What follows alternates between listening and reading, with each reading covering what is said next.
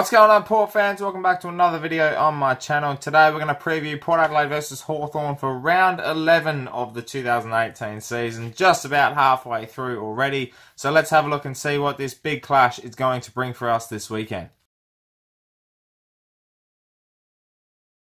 Did you miss me? It's been a while. It feels like it's been a while. It's been about 10 days. The bye happened last week for Ports. We were fresh and ready to go for another big game this weekend. I took a personal bye myself because, you know what? Why not? It's halfway through the season just about, and we're fresh and ready to go for the second half of the year, pushing towards finals and hopefully making that top 8. Even a top 4 finish is not out of the question yet. The one big thing for Port now is just to find that consistency, and we look like we found that before the bye against Adelaide and Gold Coast. A big game this weekend against Hawthorn in Launceston, which, by the way, we haven't played there since 2012. So 6 years this game has been in the making down there. It's been a while since we took on the Hawks down there. So what's this game going to bring? It's going to be it's an interesting contest. Hawthorn have come off the last 2 games. Big loss to Brisbane by 50-odd points, and then losing to West Coast at Etihad. They haven't played at the MCG for quite a while now, Hawthorn, which is basically their home ground. They lost to Sydney the week before, Brisbane as well, so they're 3 in a row they've lost. Now this is a big game for them for their season, and for us as well to take advantage of being a game down, pushing ourselves into the top 8 a bit more. Obviously with a game down, we're out of the 8, sitting happily in 9th, but you know what, we've got a game in hand. So we've got to make that up and win these games that we should be beating these types of teams. And Hawthorn have looked good. They haven't had the best run of form of late, but this is a big opportunity for them to take advantage of Port Adelaide, who've obviously come off the bye. But we're fresh, we're ready to go. It's going to be, one of those games where I'm not entirely sure how it's going to happen. You think Port Adelaide should win, but you just don't know with how we're going to react after a week or so off. The players are refreshed from Shanghai. It's a good rest period for the boys, and I think now that we are fresh and ready to go for the last 10 or so games for the year, it's time to push, find that consistency, and this is the start of that against Hawthorn. So I feel like this is a game we must win to solidify a top 8 spot, as such as getting that little bit of credibility, considering we're playing away against Hawthorn, who are wanting to bounce back. And I'm guessing, in Launceston, where we haven't played in a while. We haven't played in Tasmania at all for, I think, like 5 years or something. So it's going to be an interesting contest, especially with, players like Tom Mitchell. You've got O'Meara back in form. Players like Impey against his old side this weekend. Sean Burgoyne, who's a legend of the power. And obviously now Hawthorn, Roughhead down forward. Can we take advantage of their defence, which is quite short? I mean, they've got Stratton and Chip Frawley as well. So it's going to be a midfield battle for me. I think, players like Ebert, Pollock, Gray, who will probably go in the middle at some stage. Rockcliffe is now going to be more of a consistent midfielder. You've got Powell Pepper, Boakes roaming a bit as well. Wingard might get chucked in there too. Ollie Wines. Our midfield up against the likes of Mitchell, O'Meara, as well as Smith running through the half-back line as well for Hawthorn. So it's going to be a midfield battle, and I think it's something that we have to really win to make this game ours. Contested ball was huge because Tom Mitchell, obviously, as we know, is a pig in the middle. So it's going to be, do we tag Mitchell? That's another thing. Do we tag him? Do we put Ebert on him? But have Boak as a run-with type. Powell Pepper as just like a pressure act up against Mitchell. Mitchell's going to have his 30-odd if we let him loose, maybe even 40-odd. Can we trust that to not be, non-effective and not have a big impact on the game, or is he going to have 40 and 20 of those possessions are efficient and have impact on the game, setting up goals, even him kicking a few as well? That contested ball was huge for us, and we're starting to win that the last couple of weeks, but pushing forward, it's a big one. To bounce on, obviously, Shanghai a little bit, as we talked about last week, as, we've got to be more aggressive at the footy, I feel now. It's going to be similar weather to Shanghai, I think, in Launceston, a little bit colder. You're going to have to play that more, defensive brand of footy. But we've got to be attacking. We've got to be aggressive and fast. in Launceston. We always seem to have a high-scoring game against Hawthorn. We kept them scoreless in the first quarter last year, goalless in a half last year as well.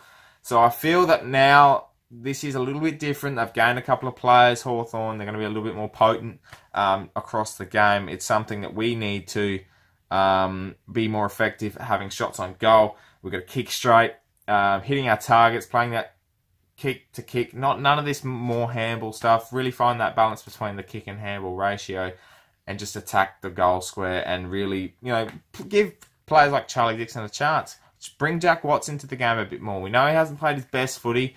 And people outside of our club, even internally from the fans, are questioning whether or not Jack Watts is capable of being a game breaker. Bring him into the game a bit more. Don't have Charlie and Wattsy coming up to the ground, leaving this 50 empty. Play someone deep. Give Charlie a chance, one out, or Watts one out. And players like Sam Gray, Wingard, Robbie Gray, Need as well. They all have their chances when the crumbs come. It's just a matter of bringing the big man in. And I think we've struggled in that sense with Charlie and Watts not kicking enough goals. Last year we had Charlie Dixon kick nearly 50. Todd Marshall hasn't quite come back into the side yet, but welcome. Obviously he came back last week, so may see him in the coming weeks as well. But bringing these tall forwards into the game is a must, I think, against Hawthorn. We can expose their backline a bit more. And it'll really help us and take us to a closer win. That's really all you can talk about. We haven't really got a form guide now since we haven't played last week. It's a bit of a break. It's a bit of an unknown, this one, for Port. And Hawthorn, obviously having such a bad month, will want to really bounce back. And we've had trouble against teams bouncing back. Essendon against us round 4. You've got West Coast who proved themselves in round 7. Geelong in round 5. These teams that we seem to play and lose to, but they bounce back against us. So we've got to be wary of that and get off to a good start.